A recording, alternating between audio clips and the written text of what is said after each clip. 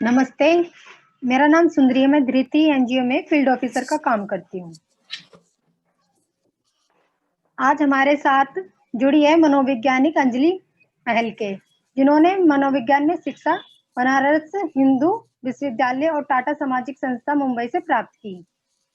अंजलि पिछले कुछ साल से मनोवैज्ञानिक के तौर पर काम कर रही है, जिसमें उनके पास अलग अलग तरह के मानसिक विकार जैसे इमोशनल प्रॉब्लम्स, ज्यादा गुस्सा आना, घबराहट होना, डिप्रेशन से प्रभावित लोग काउंसलिंग के लिए आते हैं।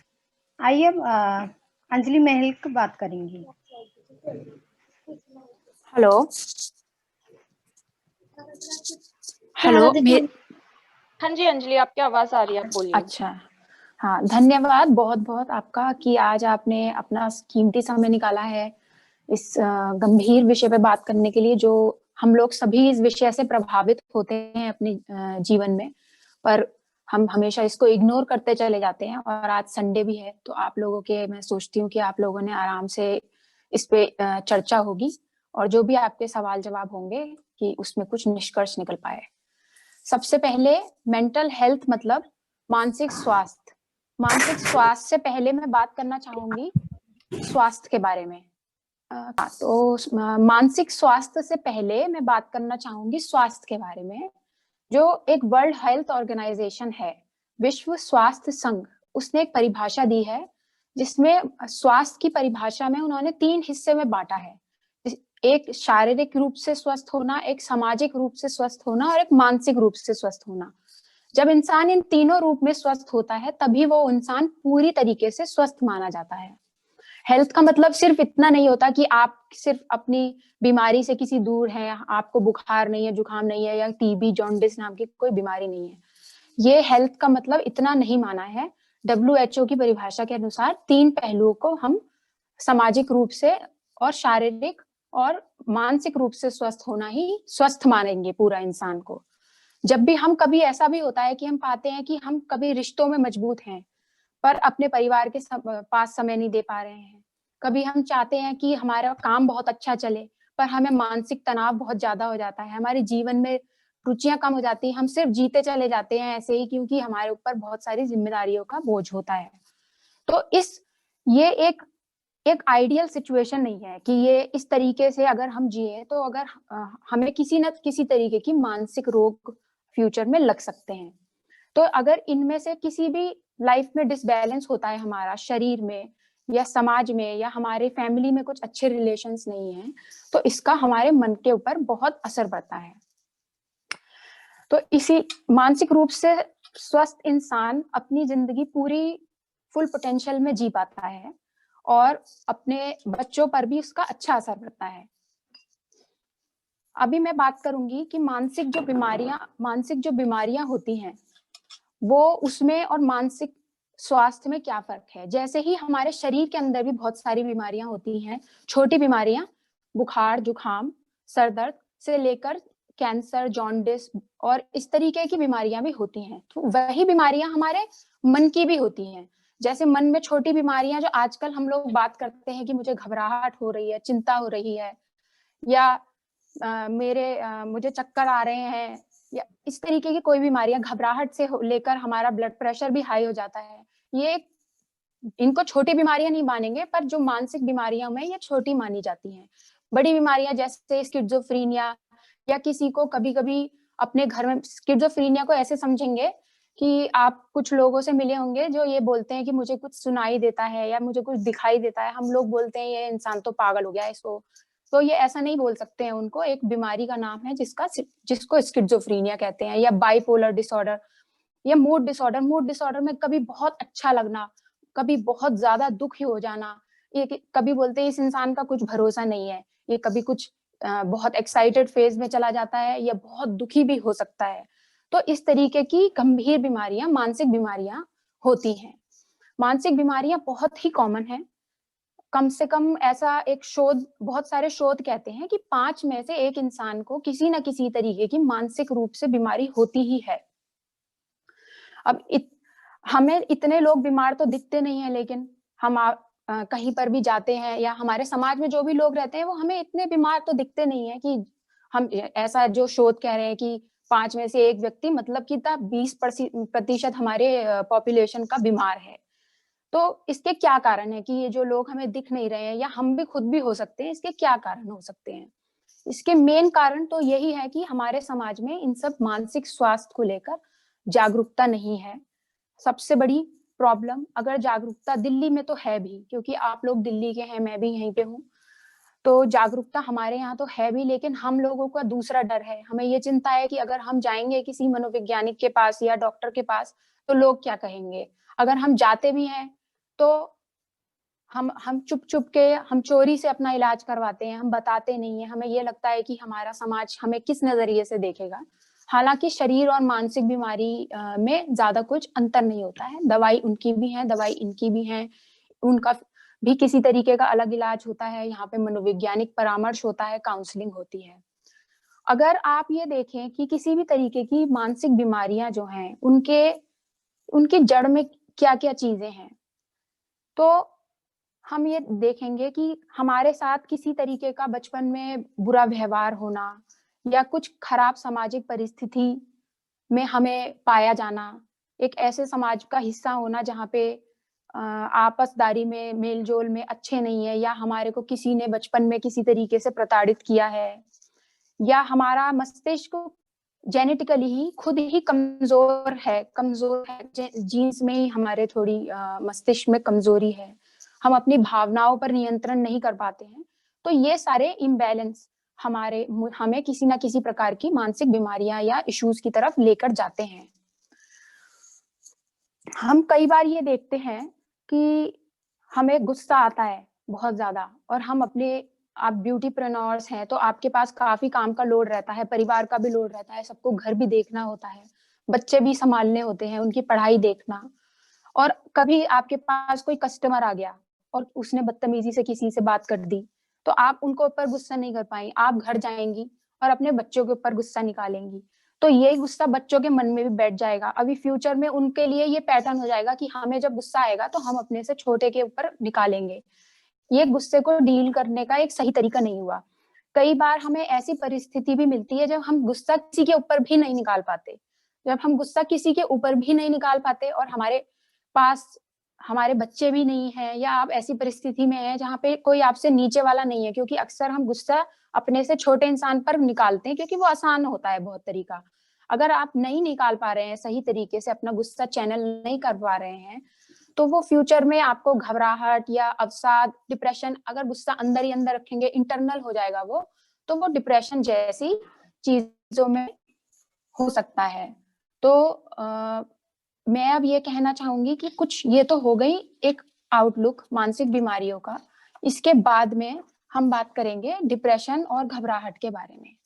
डिप्रेशन और घबराहट आजकल लोग बहुत ही इजीली वर्ड यूज करते हैं कि मतलब बिल्कुल बाहर सब्जी लेने के बराबर जितना हम डिस्कशन करते हैं आजकल, इतना एक दूसरे से ये बात करते हैं कि मुझे उसने ये कह दिया तो मैं बहुत डिप्रेशन में हूँ, मेरा अब मन नहीं करता कुछ लाइफ में करने का। मैंने अक्सर लोगों से सुनी है, लोगों के अंदर ये भी ख्याल आते हैं कि अब जीवन में कुछ नहीं रखा, अब आत्महत्या करना ही ठीक है, लेकिन उनके पास इतनी जिम्मेदारी है तो बस वो सोचते हैं कि अब थोड़ा सा जीते चले जाएं किसी ना किसी तरीके से। तो ये सब जो मोटे तौर पर लक्षण हमें लगते हैं ये डिप्रेशन के हैं, पर डिप्रेशन इससे भी ज्यादा बड़ी प्रॉब्लम है। रिसर्च के अनुसार लगभग 25% हमारी आबादी डिप्रेशन कभी ना कभी 25% लोगों को डिप्रेशन कभी ना कभी जरूर होता ही है। मतलब आपके जीवन में, ये तो सिर्फ रिसर्च है, क्योंकि ये रिसर्च कम बता रही है क्योंकि इतने लोग फिर भी रिपोर्ट नहीं करते। आशंका इतनी है कि इससे भी ज्यादा लोगों को डिप्रेशन हो सकता है लाइफ में कभी ना कभी। लेकिन जो ये हम रोजमर्रा की लाइफ में डिप्रेशन को यूज करते हैं, डिप्रेशन उससे थोड़ा सा अलग है। ये एक ऐसी बीमारी है जो नॉर्मली बीमारी होती है, सैडनेस जो होती है, हमारा दुख होता है, जो हम कहते हैं हमें डिप्रेशन है, वो 2-4 दिन में ठीक हो जाता है। अगर मान लीजिए कोई घर में घटना घट गई, या परिवार का कोई सदस्य बीमार हो गया, या बच्चे के नंबर कम आ गए, तो वो 2-4 दिन दुखी होते हैं और वो ठीक हो जाता है। या हमें किसी ने बुरा भला बोल दिया तो हम बहुत दुख में चले जाते हैं और थोड़े समय बाद हम उससे बाहर निकल पाते हैं। पर डिप्रेशन कम से कम, अगर आप उसको बीमारी मानेंगे, तो कम से कम 14 दिन तो आपको वो लक्षण दिखते हैं। अब ये लक्षण क्या है? 14 दिन से लेके वो कई महीने, साल तक भी रह सकते हैं। वो लक्षण क्या है? जो मोटे तौर पर लक्षण है वो ये चीज है कि किसी चीज में मन न लगना। वो चीजें भी हो सकती है जिनमें आपको पहले बहुत मन लगता हो। जैसे मान लीजिए आपको टीवी देखना है, सीरियल देखना है, एक रात को आपका एक फेवरेट सीरियल आता है, आप वो जरूर देखती हैं, लेकिन अब आप कुछ दिनों से बहुत दुखी हैं, आपकी एनर्जी भी बहुत कम है और आपको वही सीरियल देखने में बिल्कुल इच्छा शक्ति उसकी बंद हो गई है। भूख में और नींद में बदलाव आना, या भूख ज्यादा लगना, या भूख बिल्कुल खत्म हो जाना, नींद ज्यादा आना या नींद बिल्कुल खत्म हो जाना। कुछ लोगों को इंसोम्निया नाम की बीमारी भी होती है डिप्रेशन के साथ में। इंसोम्निया में नींद बहुत कम आती है, लोग रातों रात जगे रहते हैं। या हाइपरसोम्निया होती है जिसमें नींद बहुत ज्यादा आती है, लोग 10-10, 12-12 घंटे तक सो जाते हैं, 14 घंटे तक सोते रहते हैं। तो ये इसके साथ साथ होता है। एक और लक्षण है जो आम लक्षण है, वो है मेमोरी बहुत हमारी कमजोर हो जाती है, हमें कुछ याद नहीं रहता, हम चीजें गिराते रहते हैं इधर से उधर। और अक्सर ये बात करते हैं आजकल महिलाएं आपकी एज की ये बात करती हैं कि मेरी मेमोरी बहुत वीक हो गई है, मुझे बहुत थकावट हो रही है, मुझे तो कुछ काम करने की इच्छा नहीं होती है, पर करना है, अब क्या करें।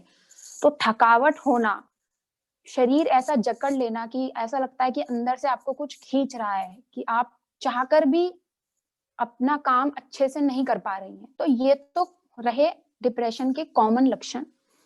उसके अलावा जो लक्षण है वो है होपलेस होना, लाइफ के प्रति एक नजरिया रखना नेगेटिव, कि अब तो कुछ भी नहीं होगा, अब तो मेरी लाइफ ऐसे ही चलेगी खराब तरीके से, और अब कुछ नहीं रखा जीने में।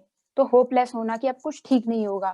फिर कुछ ऐसे ख्याल आना कि कोई मुझसे प्यार नहीं करता, नोबडी लव्स मी, ऐसे लोग बोलते हैं कि मेरा कोई ख्याल नहीं रखता, मुझे कोई पसंद नहीं करता। सेल्फ डाउट होना, अपने ऊपर भरोसा ना होना, अपनी काबिलियत पर। हालांकि आप अपना काम कर रही हैं, मैं जानती हूँ आप लोगों के बारे में, आप ब्यूटीप्रेन्योर्स हैं। तो मैंने शुरू में बताया था कि डिप्रेशन के कुछ कॉमन लक्षण हैं। कॉमन लक्षण ये है कि भूख ना लगना या भूख ज्यादा लगना, नींद आना या नहीं आना, ज्यादा आना या नहीं आना, किसी चीज में मन ना लगना, खासकर उन चीजों में मन ना लगना जिनमें आपको पहले पसंद हुआ करती थी, वो एक पहचान है। आपकी मेमोरी कमजोर होना, आपको थकावट होना। उसके बाद दूसरे लक्षण जो हैं वो ये हैं कि होपलेस होना, आप बहुत होपलेस हो जाते हैं कि लाइफ में कुछ नहीं रखा, लाइफ के प्रति नेगेटिव सोच रखना, सेल्फ डाउट क्रिएट होना। मैं बता रही थी कि मुझे पता है आपके बारे में कि आप ब्यूटीप्रेन्योर्स हैं और आप सब अपने अपने फील्ड में सक्षम हैं, आप काफी अच्छा काम कर रही हैं जहां जिस भी समाज में हैं। पर अगर आप में से कोई डिप्रेशन में है तो आप ये सोचती होंगी कि मेरे पास तो मैंने कुछ भी नहीं किया। हालांकि आपके पास ऐसा एविडेंस है कि आप सक्सेसफुल हैं लाइफ में, पर आपका मन नहीं मान रहा है कि आप सक्सेसफुल हैं। तो इस तरीके की बातें आना। और बहुत ज्यादा केसेस में सुसाइडल टेंडेंसी किसे बोलेंगे? सुसाइडल टेंडेंसी मतलब हमारा मन, जीवन जीने की इच्छा खत्म होना, हम मरने के बारे में सोचते भी हैं, और ये भी सोचना कि मैं जब मर जाऊंगी तो मेरे पीछे क्या होगा, बच्चे कैसे संभालेंगे, क्या होगा क्या नहीं होगा। आपने मरने की प्लानिंग भी करती हैं या करते हैं, फिर आप रुक जाते हैं। तो ये मरने के बारे में प्लानिंग करना या सोच रखना, वो होती है सुसाइडल टेंडेंसी। इसके क्या कॉजेज होते हैं? लोग बोलते हैं डिप्रेशन के कारण ये होते हैं कि ज्यादा तनाव में आप जूझ रहे हैं, लाइफ में ऐसी कोई घटना घट गई, आपके पति से या आपके परिवार वालों से कुछ अनबन हो गई, कुछ एक लंबा रिश्ता आपका खराब चल रहा है। तो ये सब ऐसे लोग बात करते हैं। फिर आपस में सहेलियां ऐसे बोलती हैं कि अरे कुछ नहीं होता, चलो ये सब बातें भूलो और आगे बढ़ो लाइफ में। तो ये सब ऐसे कारण आपस में आप लोग डिस्कस करते हैं, लेकिन सिर्फ यही कारण नहीं है। मस्तिष्क में बहुत सारे केमिकल्स होते हैं। डॉक्टर्स बहुत सारे ऐसे केसेस बताते हैं कि जहाँ पे कोई कारण नहीं होता, लाइफ में सब कुछ बहुत सक्सेसफुल होता है। एक आप एग्जांपल देख लीजिए, दीपिका पादुकोण का, वो आप क्योंकि सब लोग जानते हैं दीपिका पादुकोण को। दीपिका पादुकोण के पास शायद ऐसी कोई भी चीज नहीं होगी जो उसको मतलब चाहिए नहीं। उसके पास सब कुछ है, पैसा है, शोहरत है, इतनी फेमस है, और परिवार बहुत अच्छा है। उस दीपिका पादुकोण को बहुत ज्यादा दिन तक डिप्रेशन हुआ, और उसने समाज में आकर, टेलीविजन में आकर इस चीज के बारे में पहल भी रखी और सबको बताया कि ये क्या होता है। तो वो एक केस ऐसा है जिससे पता चलता है कि ऐसे लाइफ में कुछ घटना घटने से ही खाली डिप्रेशन नहीं होगा, कि हमारे कुछ घटा नहीं है अभी तक लाइफ में पर हम फिर भी दुखी हो रहे हैं तो हम बेवकूफ हैं या हम गलत हैं। ऐसा बिल्कुल नहीं है। कुछ लोग, हम किसी को बोलते हैं अरे ये ऐसे ही दुखी रहता है, सब दिमाग में अलग अलग प्रकार के केमिकल होते हैं, उनमें क्या केमिकल कॉम्बिनेशन बनता है हमारे, उस वजह से हमारे मूड ऊपर और नीचे जा सकते हैं। लेकिन अगर किसी का मूड ज्यादा दिन तक नीचे जाएगा, 14 दिन से ऊपर, तो वो डिप्रेशन के लक्षण की तरफ जरूर बढ़ रहे हैं। तो विदाउट एनी रीजन भी डिप्रेशन हो सकता है। डिप्रेशन के कारण लाइफ की घटनाएं तो होती ही हैं, पर सिर्फ वही एक कारण नहीं माना जाएगा। कुछ लोग अब बात करते हैं डिप्रेशन के इलाज के बारे में। डिप्रेशन का इलाज, हम लोग ये सोचते हैं, पहली बात तो मैंने अभी थोड़ी देर पहले ही बताया था कि हम घबराते हैं डॉक्टर मनोवैज्ञानिक के पास जाने की, कि हमें समाज हमारे बारे में क्या सोचेगा कि ये पागल हो गए हैं। आजकल ऐसे ही बात करते हैं। दिल्ली शहर भी है, देश की राजधानी है, यहाँ पर भी ऐसी ही बात होती है। तो आप सोचिए कि गांव में लोग जो रहते हैं वो तो सोच भी नहीं सकते जाने की। तो किसी का मूड खराब होता है तो उसे लाके मीठा खिला देते हैं, और कुछ लोग बहुत देर तक मूवी देखते रहते हैं बैठ के। उसको इंग्लिश में आजकल बिंज ईटिंग, बिंज वॉचिंग बोलते हैं, कि लगातार देखना, खाली बैठ के खाना खाना, बहुत देर तक खाना खाते रहना। तो ये सब सोचते हैं लोग इनसे हम अपने आप ठीक हो जाएंगे, पर ये बिल्कुल बहुत ही गलत अप्रोच है, क्योंकि इससे हम ठीक नहीं हो पाएंगे। इसे हम अपनी बीमारी को थोड़े समय के लिए इग्नोर कर सकते हैं, पर वो जाएगी नहीं। तो आप मान लीजिए आपके सर में दर्द है और आपको कोई गहरी बीमारी है, लेकिन आप सर दर्द की दवाई रोज खाए जा रहे हैं। अब पता चला कि हमारी कोई नसें कमजोर थी, लेकिन हम डॉक्टर के पास तो नहीं गए, ना हमने उनसे ब्लड टेस्ट कराया। अचानक से बहुत ज्यादा दर्द होता है, आप हॉस्पिटल जाते हैं, वहां पे डायग्नोसिस होता है कि आपकी दिमाग की नसें बहुत कमजोर हो गई हैं। पर आपने सोचा नहीं नहीं सर दर्द है, मेडिकल से दवाई ली और खा ली। तो इस तरीके की हम लोग उपचार करना चाहते हैं डिप्रेशन के, वो कामयाब नहीं होते। इसलिए जरूरी है, अगर आपको बहुत ज्यादा गहरे सिम्टम्स हैं, जैसे आपको आत्महत्या करने की इच्छा है, तो आपको डॉक्टर के पास जरूर जाना चाहिए। अगर बहुत कम सिम्टम्स हैं, बहुत कम भी कम नहीं होते, वो सबके लिए अपने बहुत जरूरी बड़े होते हैं, तो आपको मनोवैज्ञानिक के पास जाना चाहिए। परामर्श भी बोलते हैं उसको, परामर्शदाता, काउंसलर भी बोलते हैं।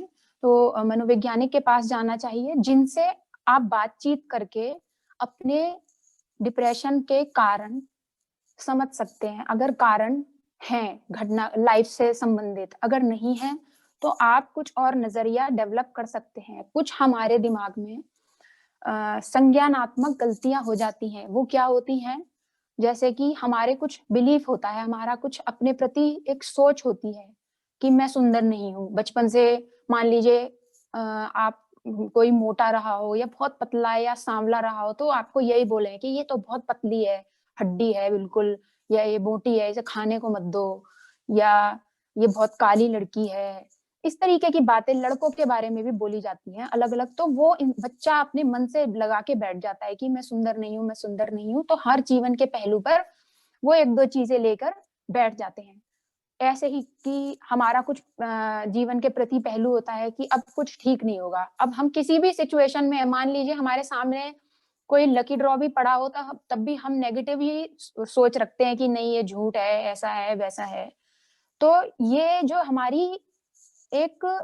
हमारा बिलीव होता है, हमारा बिलीफ सिस्टम होता है, इसके ऊपर काम करते हैं मनोवैज्ञानिक और आप मिलकर।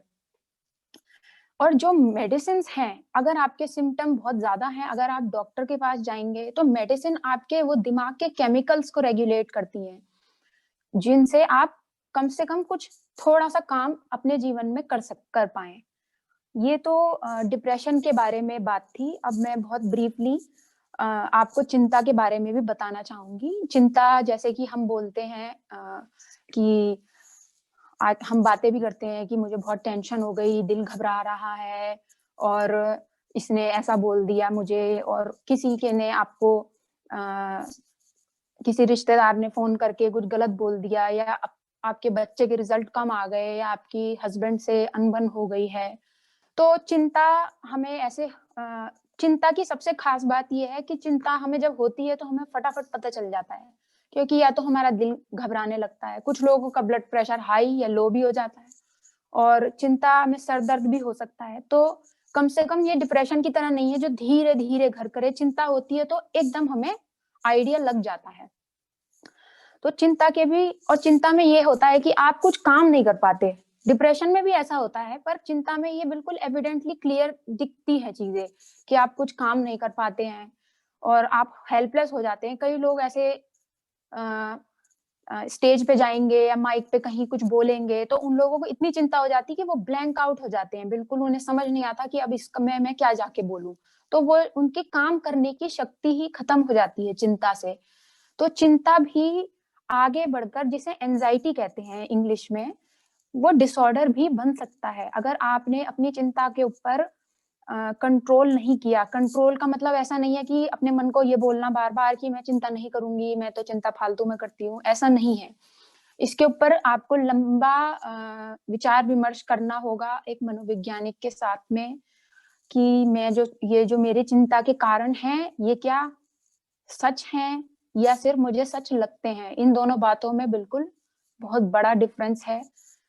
कई बार लोगों को लिफ्ट में जाने से बहुत डर लगता है, उन्हें लगता है मैं जाऊंगा लिफ्ट तो नीचे गिर जाएगी। ऐसा बिल्कुल भी नहीं होता है, लिफ्ट के एक्सीडेंट रेट बिल्कुल कम है। तो ये जो चिंता का कारण है उनका, कि लिफ्ट में बैठने से उनको डर लगना, फिर एंजाइटी हो जाना, पैनिक हो जाना, तो आप खुद ही सोच सकते हैं कि कुछ लोगों को हवाई जहाज में बैठने से भी डर लगता है कि हवाई जहाज में बैठेंगे तो प्लेन क्रैश हो जाएगा, गिर जाएगा, जबकि सबसे कम एक्सीडेंट रेट एरोप्लेन का होता है। तो ये जो डर है, ये हम जानते हैं, लॉजिकली हम जानते हैं कि इनका कोई कारण जो है वो सच नहीं है, पर हमारा मन वो मानने के लिए तैयार नहीं होता। तो इसी तरीके से चिंता के भी अलग अलग इलाज होते हैं। डॉक्टर, अगर आपको बहुत चिंता है कि आप बिल्कुल होपलेस हो गए हैं और बेहोश भी हो जाते हैं कुछ लोग चिंता में, तो आप जरूर डॉक्टर के पास, एक मनोचिकित्सक उन्हें बोलते हैं, दवाइयां देंगे और उस टाइम के लिए आप ठीक हो जाएंगे। साथ ही साथ इसके लंबे विषय में जाना बहुत जरूरी है कि इनके एक्चुअली में कारण क्या हैं, उन्हें कैसे बदला जाए। आप मनोवैज्ञानिक के पास अगर जाते हैं तो इनके कारण आप जान पाएंगे आपकी लाइफ किन कारणों की वजह से आपको पीछे धकेल रही है, और उन कारणों पर आप काम करके फ्यूचर में ये भी कर पाएंगे कि आप जानते हुए कि ऐसी सिचुएशन, मान लीजिए आपको लिफ्ट में, फिर आप जाएंगे, आपको पता होगा कि आपको डर लगता था पहले, लेकिन आप लिफ्ट में चढ़ पाएंगे, और ये आप रैशनली सोच पाएंगे कि ये जो मेरा डर है ये सच नहीं है, ये सिर्फ डर है। बस मेरी तरफ से अभी इतना ही, बाकी हम सवाल जवाब लेते हैं। बहुत बहुत धन्यवाद।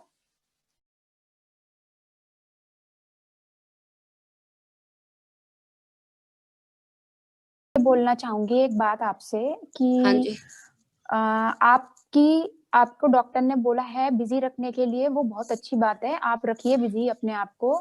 साथ ही हाँ साथ में अगर आपके मन में ये विचार आते हैं ना, आपने बोला कि सेल्फ डाउट होता है कि मैं कुछ नहीं कर पाऊंगी ये और वो, ये बोलने के लिए कि आप याद दिलाइए अपने आप को बार बार कि मैंने किया है, इसका सबूत है। आप अपने सबूतों को अपने आप को याद दिलाइए, पहली बात।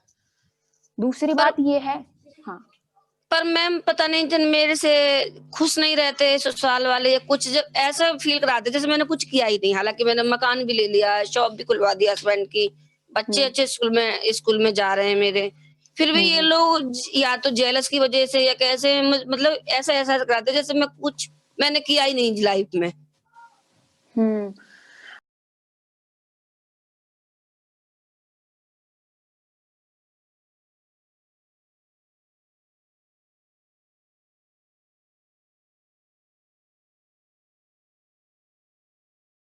जो सोच रखते हैं उसका असर आपके दिमाग में पड़ता है।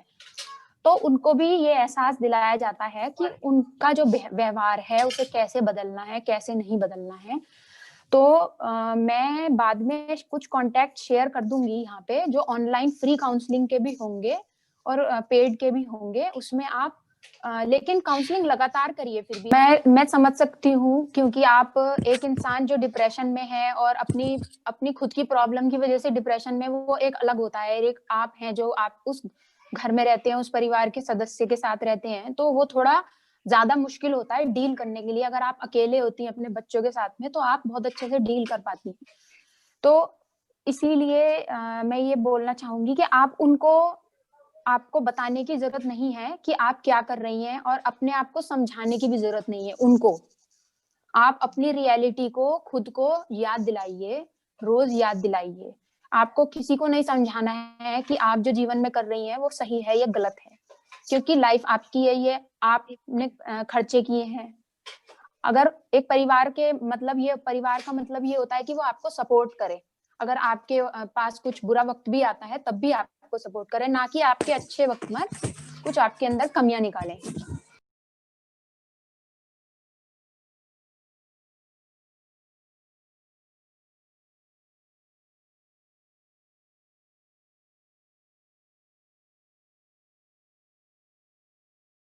अगर आपके बातें दिमाग में इतना घूमती हैं, नॉर्मली हर इंसान के दिमाग में रात को बातें घूमती हैं।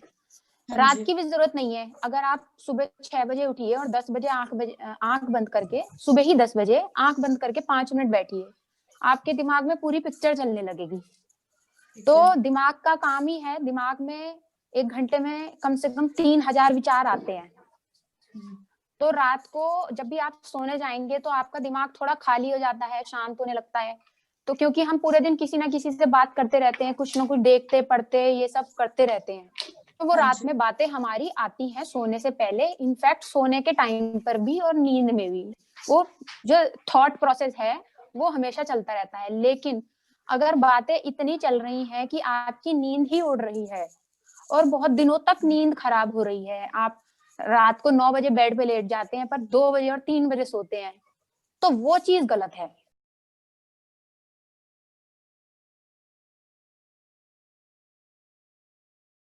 जो आपने मुझे बताया कि आप मोबाइल में देखने लगते हो, ये सब बहुत ज्यादातर लोग ऐसा ही करते हैं। लेकिन मैंने अभी बीच में भी जब मैं बात कर रही थी, मैंने बताया था कि लोग जब डिप्रेशन होता है या घबराहट, तो खाने पीने लग जाते हैं, मोबाइल देखने लग जाते हैं, दूर भाग रहे हैं, उसे इग्नोर कर रहे हैं। क्या होगा, मोबाइल देखते देखते जब आप बिल्कुल शरीर आपका थक जाएगा तो नींद ऑटोमेटिक आ जाएगी। लेकिन में आप रोज सोच रहे हो, तो जो वो प्रॉब्लम है, कोई बात नहीं, आप मोबाइल देखिए, क्योंकि नींद भी आना जरूरी है, वो आपको कल सुबह उठ के काम भी करना है। आप मोबाइल देखिए, लेकिन साथ ही साथ जो भी ख्याल आते हैं उनको किसी पेपर पे लिखिए। ठीक है। हाँ, अगर आपके मन में रात को ख्याल आते हैं तो आप एक डायरी उठाइए और उन सब ख्यालों को लिखना शुरू करिए, जैसे आ रहे हैं वैसे ही लिखना शुरू करिए। तो इससे क्या होगा कि एक इंसान के अंदर बहुत ज्यादा ख्याल इसलिए भी आते हैं क्योंकि हमें मन करता है कि उन्हें हम जाके कहीं बताएं, हमें निकालने होते हैं वो सब चीजें। तो वो आप पेपर पे लिखिए और उसे डायरी बना के रख दीजिए। जरूरी नहीं है कि उसे बार बार आपको पढ़ना है और उसे याद दिलाना है ख्यालों को, ये सिर्फ एक ख्याल है और इन्हें बाहर निकालना है। हमें ये डिफरेंस जानना चाहिए कि हमारे ख्याल और हमारी पर्सनैलिटी दोनों अलग अलग चीजें हैं। हम जो हैं, हम अपने ख्याल नहीं हैं, हम एक अलग इंसान हैं। ख्याल कभी हमारे अंदर अच्छे भी आते हैं और बुरे भी आते हैं। तो ये एक टेक्निक आप ये वाली करके देख सकते हैं। फिर मुझे बताना आप कैसा होगा।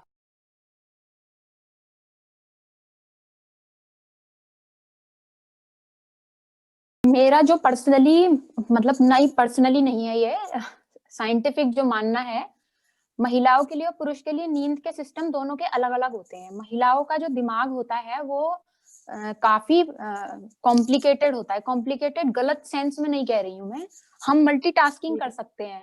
जैसे कि आपने देखा होगा, दुनिया की महिलाएं परिवार भी संभालती हैं, अपना काम भी करती हैं, और 6-7 जगह उनके पैर फंसे रहते हैं, है ना।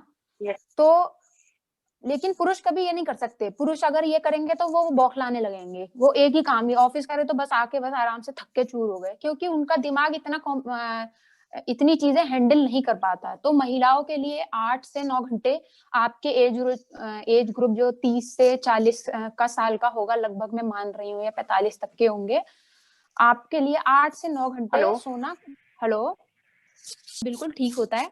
पर मेरा एक और इसमें सजेशन है कि लोग अलार्म लगाते हैं, वो मुझे बिल्कुल ठीक नहीं लगता। अलार्म लगाना मतलब हमने ऑलरेडी उठने का टाइम निर्धारित कर लिया है, तो मन में, नींद में भी चिंता जैसी रहती है कि एक सुबह अलार्म उठे बजेगा।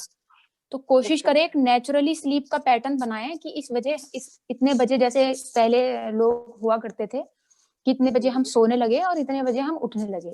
पर आइडियल नहीं है तो आप अलार्म यूज कर सकते हैं, पर 8 से 9 घंटे आपके लिए ठीक रहता है।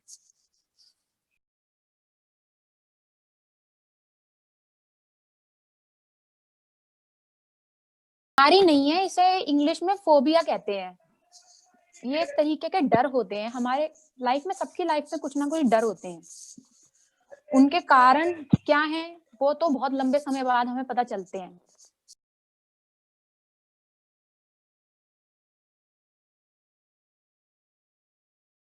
इसमें एक बात और जोड़ना चाहूंगी, आपने जो बोला है अभी कि हर चीज को क्लियर करते चलो, लेकिन ये नहीं कि हमें गुस्सा आ रहा है तो हम किसी के ऊपर गुस्सा ना निकालें और खुद में अंदर उसे लेके बैठे रहें, वो भी एक गलत परिस्थिति है। कोई उसका एक उसको बाहर निकालने का कुछ समाधान ढूंढे।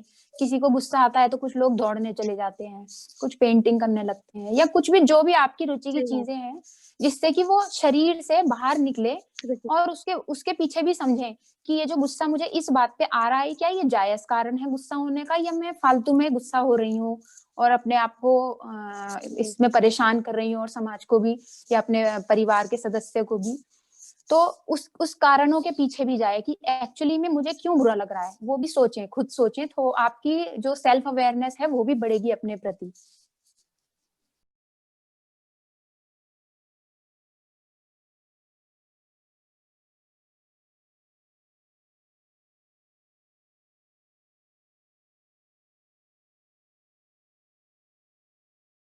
मानसिक स्वास्थ्य और शारीरिक स्वास्थ्य को अलग अलग नहीं समझना। पहली बात, मन शरीर का हिस्सा है, तो जैसे ही शरीर की बीमारियां होती हैं वैसे ही मन की भी बीमारियां होती हैं। अगर शरीर की बीमारियां जब होती हैं तो क्या हम इतना दिमाग लगाते हैं उसमें कि शरीर की बीमारियां हैं, चलो खुद ही बातचीत करके ठीक कर लेते हैं, बहुत दिनों से पेट में दर्द है, 40-50 दिन हो गए हैं, अभी पता नहीं क्या लिवर की इलनेस ही होगी, पेट में दिक्कत है। तो पर ऐसा नहीं है। ये जो हमारी सोच है कि मानसिक है तो हम आपस में ठीक कर पाएंगे, ये काफी प्रॉब्लमेटिक अप्रोच सोच है। कि इसका मतलब ये है कि हम अपने जो समाज में एक स्टिग्मा बना रखा है कि कुछ नहीं, और खास करके महिलाओं के मानसिक स्वास्थ्य को लेकर तो ये है ही है कि महिलाएं तो ऐसी होती हैं, वो रोने लगती हैं और ज्यादा गुस्सा आ जाएगा और ये और वो। तो ये सब हमारे समाज की सोच है जो हम रिफ्लेक्ट करते हैं, जो हम बताते हैं कि इन्हीं सोच की वजह से हम इन्हीं सोचों में घिरे रहते हैं और अपने आप को एक स्पेशलिस्ट के पास जाने से रोक देते हैं और अपनी प्रॉब्लम से बाहर निकलने से रोक देते हैं। दूसरी बात ये है कि मनोचिकित्सक के पास जाएंगे तो आपको जो उस टाइम पे सिम्टम्स हो रहे हैं उसकी दवाइयां मिलेंगी। मतलब जैसे अभी बताया किसी ने कि घबराहट में किसी को पेट खराब हो जाना, घुटनों में बहुत ज्यादा दर्द हो जाना, किसी किसी की आंखों के आगे अंधेरा तक भी हो जाता है बहुत केसेस में। तो मनोचिकित्सक ये सारे चिकित्सक मतलब डॉक्टर ये सारे सिम्टम्स दूर करते हैं। पर जो मनोवैज्ञानिक या परामर्शदाता होता है, इनके कारणों में जाते हैं कि इनके कारण क्या हैं और ये आपकी लाइफ में क्यों हो रहा है। लेकिन ये सिर्फ अपने आप से नहीं जाते हैं। ऐसा नहीं है कि आप मनोवैज्ञानिक के पास या परामर्शदाता के पास गए हैं तो उनकी पूरी जिम्मेदारी होगी कि वो आपको ठीक करके भेजेंगे। इसका इलाज काफी लंबा चलता है। इसमें जो पेशेंट होती है उसके भी डेडिकेशन बहुत ज्यादा चाहिए होती है। पेशेंट के अंदर एक विल होना चाहिए, या डेवलप होता है वो धीरे धीरे कि मुझे अपने आप को ठीक करना है।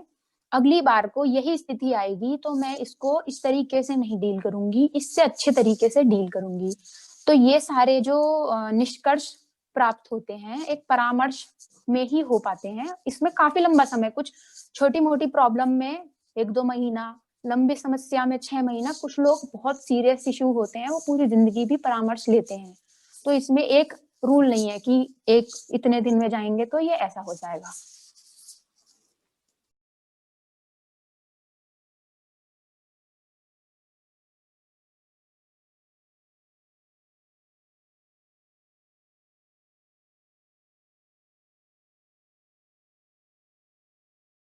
पर जैसा मैं अभी बता रही थी कि हम जब बिजी कर, हमारा जो मन है ऐसा नहीं है कि हम खाली बैठे हैं और जो दिमाग में विचार आ रहे हैं तभी हमारा मन सोच रहा है। अगर आप बिजी भी रख रही हैं अपने आप को, सोचने समझने का काम तो चल ही रहा है, पर हमारी उस पर अटेंशन नहीं है। अगर मैं सो गए, मतलब हम रात को सो जाते हैं 6-7 घंटे 8 घंटे के लिए, तो आपको क्या लगता है कि रात में हमारी सोच समझने की शक्ति खत्म हो जाती है? ऐसा बिल्कुल भी नहीं है। हमारा मन चलता रहता है, आप चाहे अपने आप को कितना भी बिजी रखें, हालांकि वो एक अच्छा तरीका है, पर धीरे धीरे जो आपके कारण हैं उनके बारे में भी सोचना चाहिए, उसका एक लॉन्ग टर्म सॉल्यूशन भी निकालना चाहिए। सभी दवाइयां एडिक्टिव नहीं होती हैं, जैसे कुछ दवाइयां उसकी भी लंबे समय तक चलती हैं शारीरिक बीमारी की, ऐसे मानसिक बीमारी की भी लंबी चलती हैं। अभी किसी का एंजाइटी के चक्कर में कुछ वो हो रहा है, आप बोल रहे हो ब्लड प्रेशर है, ब्लड प्रेशर का तो कारण ही घबराहट होता है।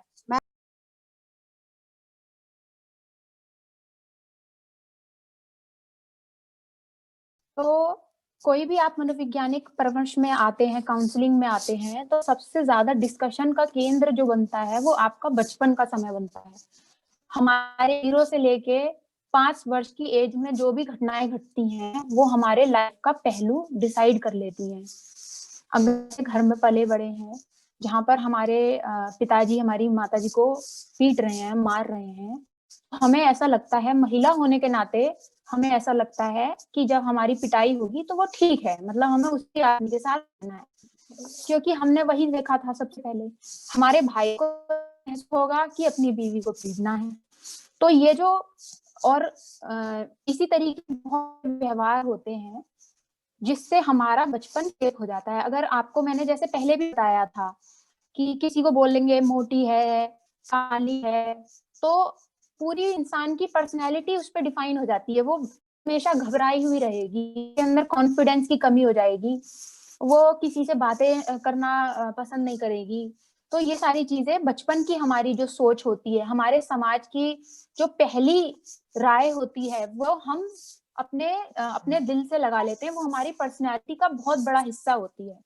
इसीलिए इसमें जो डिप्रेशन है या कुछ भी है, इसमें हमारे बचपन के जो भी इश्यूज होते हैं हम उनसे डील करते हैं। काउंसलिंग में हम बचपन के इश्यूज से डील करते हैं और ये जानते हैं कि हमारे परिवार का परिवेश ऐसा था, और उन धारणाओं से ऊपर उठने की कोशिश करते हैं। जब हम धारणाओं से ऊपर उठते हैं हम नए तरीके से जीवन जी सकते हैं। अब मान लीजिए एग्जाम्पल, ये बहुत कॉमन एग्जाम्पल है कि फादर ने अपनी को पीटा, तो हमें लगता है कि ये ठीक बिहेवियर है, लेकिन ये ठीक बिहेवियर नहीं है। हमें कैसे पता चला? हमें आजकल टीवी देखते हैं, वहाँ समाज में उठ के, छोटे गांव से अगर आप बाहर उठ के आई हैं तो आपको लगा कि बिहेवियर बिल्कुल ठीक नहीं है, लेकिन आपको वैसे तो पैथोलॉजिकली कि ठीक नहीं है, लेकिन आप फिर भी ऐसे इंसान के साथ फंसे हुए हो जो आपको प्रताड़ित कर रहा है। जरूरी नहीं कि आपको पीट ही रहा है, बल्कि इमोशनली भी प्रताड़ित कर सकता है, आपको ताने भी मार सकता है, या इमोशनली अलग अलग तरीके से आपके साथ कुछ लोग गेम्स खेलते हैं, वो सब चीजें होती हैं। तो ये सारी चीजें हम काउंसलिंग में जाते हैं और उसमें चैलेंज करते हैं। ये हमारे पुराने बिलीफ सिस्टम होते हैं, इनकी जगह हम कुछ नए बिलीफ सिस्टम लागू करते हैं। बहुत सारी थेरेपी की टेक्निक्स होती हैं उनके द्वारा कि ये तरीका ठीक नहीं है, लेकिन हम अपने आप रियलाइजेशन कैसे दिलवाएं। तो इसीलिए बचपन का सबसे बड़ा रोल है। 95% पर्सनैलिटी हमारी डेवलप होती है 0 to 5 years ऑफ एज में।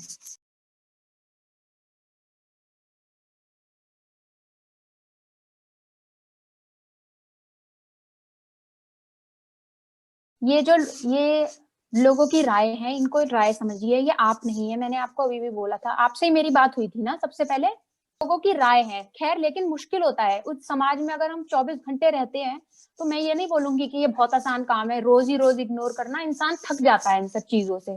पर वही आप तो। अपने आप को महत्व दीजिए, मन में अपने आप को खुद को समझाइए कि मैं एक जरूरी व्यक्ति हूँ, मेरी खुशियां बहुत जरूरी हैं, मैं अपने आप को खुश रहने के लिए ये काम करती हूँ और ये बिल्कुल ठीक है, इसमें कोई प्रॉब्लम नहीं है।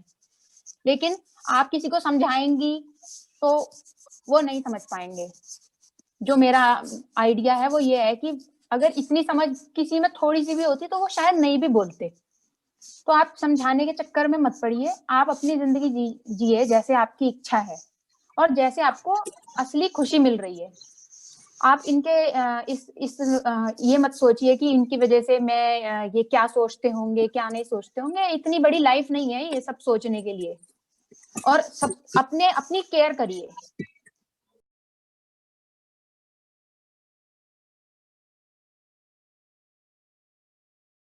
लास्ट में थोड़ी सी एक सेल्फ केयर की टिप्स देना चाहूंगी लोगों को कि क्योंकि कुछ ना कुछ लाइफ में प्रॉब्लम चलती ही रहती है, लेकिन कुछ चीजें हैं जो हमें करनी चाहिए, अपने लिए करनी। तो याद दिलाएं, एविडेंस का याद दिलाएं कि अगर आपको मन में डाउट हो रहा है कि मैं ये नहीं कर सकती, मैं ये ऐसी हूँ वैसी हूँ, तो उसका सपोर्ट में एविडेंस भी तो होना चाहिए ना कि इसको ये कैसे, अगर मैं खराब लेडी हूँ तो इसका सबूत क्या है, सबूत भी तो चाहिए। तो आप अपने आप को पहले तो सबूत को याद दिलाएं कि अगर आपके मन में कुछ गलत विचार आते हैं तो उसका सबूत क्या है, वो पहली बात। दूसरी, अगर कुछ एक दिन में एक चीज करिए जिससे आप अपनी केयर कर सकें। वो कह रही हैं कि वो सहेलियों के साथ जाती हैं, ऐसा आप भी कोई एक एक्टिविटी चुनिए जिससे आपको अपने बारे में अच्छा महसूस हो। चाहे वो अपने मन को मतलब अपने विचारों को बाहर निकालने के लिए आप कागज में लिखिए, या आप तैयार होइए अच्छे से, या आप कहीं टहलने जाइए। कुछ एक ऐसी चीज शुरू करिए जिससे जो आपके लिए इमोशनली और हेल्थ वाइज भी थोड़ा सही रहे। तो ये 2 चीजें हैं, ये जरूर आपको करनी चाहिए। और अपने मन में जो भी प्रॉब्लम्स चल रही हैं वो अगर लंबे समय तक थोड़े डेंजरस किस्म के ख्याल आ रहे हैं तो आपको अपने पास नहीं रखने चाहिए। कम से कम आप अपने दोस्तों में बता सकती हैं या धृति में किसी को बता सकती हैं, जो भी आपको सपोर्ट में लगते हैं लोग, ताकि इसके ऊपर कुछ काम किया जाए। क्या होता है, जैसे हमारे शरीर में कोई प्रॉब्लम होती है, लंबे समय तक अगर हम उसका इलाज नहीं करते तो वो बड़ी बीमारी बन जाती है। ऐसे ही मन में छोटी मोटी घबराहट, इधर उधर की टेंशन शुरू शुरू में छोटी छोटी लगती हैं और उसके बाद में बहुत बड़ी बड़ी होती चली जाती हैं। तो पहले ही उनकी रोकथाम करना काफी अच्छा रहता है ताकि वो प्रॉब्लम बड़ी ना बने।